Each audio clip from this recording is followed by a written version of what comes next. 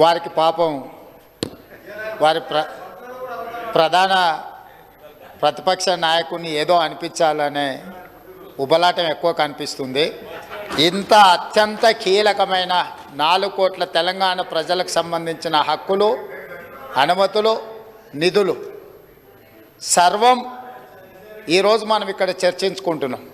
ఇంత కీలకమైన సందర్భంలో ప్రధాన ప్రతిపక్ష నాయకుడు గారు ఇక్కడికి వచ్చి 15 సంవత్సరాల తెలంగాణ ఉద్యమం, 10 సంవత్సరాల తెలంగాణ రాష్ట్ర ముఖ్యమంత్రిగా 25 సంవత్సరాలు పనిచేసిన అని గొప్పగా చెప్పుకుంటూ ఉంటారు. ఎప్పుడు వీళ్ళేమో భజన చేస్తూ ఉంటారు.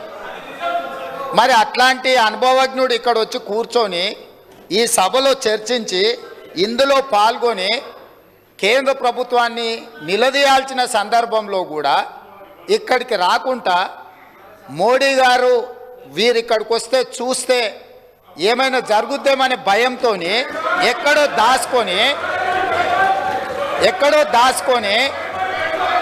ఇక్కడ వీళ్ళని పంపించి వీళ్ళ అధ్యక్ష మాట్లాడేది తెలంగాణ రాష్ట్ర ముఖ్యమంత్రిగా కేంద్ర ప్రభుత్వం నిన్న ప్రవేశపెట్టిన బడ్జెట్లో తెలంగాణకు జరిగిన అన్యాయాన్ని, నిధులను, అనుమతులకు సంబంధించి నిన్నటికి నిన్న స్పష్టంగా మా మంత్రివర్గ సహచరులకు చెప్పడమే కాకుండా ఈరోజు ఈ సభలో ఈ తీర్మానాన్ని ప్రవేశపెట్టి అందరి అభిప్రాయాలను తీసుకొని ఈ తెలంగాణ రాష్ట్రానికి న్యాయం చేయాలని మా ప్రభుత్వం ముందుకు వచ్చింది.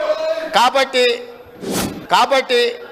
ఆ సభ్యులు ప్రస్తావించాల్సిన అంశాల మీద దృష్టి పెడితే అది తెలంగాణ రాష్ట్రానికి ఉపయోగపడుతుంది. అట్లా కాకుండా ఇట్లాంటి వివాదాస్పదమైన విషయాలు మాట్లాడితే వారి నాయకుడి యొక్క బండారం బయటపడుతుంది. దానివల్ల వారికే నష్టం జరుగుతుందని నేను సూచన చేస్తున్నా అధ్యక్ష.